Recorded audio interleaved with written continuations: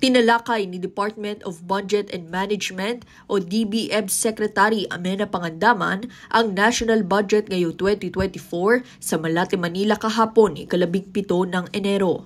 Isang pangunahing inisyatibo na inihayag ng sekretarya ay ang pagsisimula ng kagawaran sa Digital Transformation Roadmap.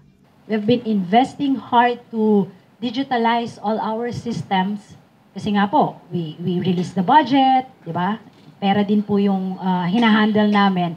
So we are now again also starting to invest on cybersecurity naman po measures. Binigyang diin ni Pangandaman ang kahalagahan ng mahakbang sa cybersecurity upang mapanatili ang seguridad ng sistema ng pamahalaan sa paglaki ng digitalization.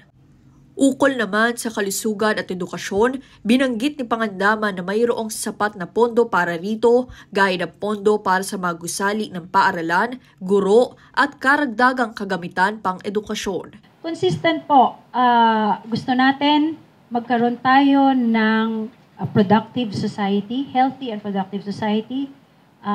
Health will remain a priority, education will remain a priority.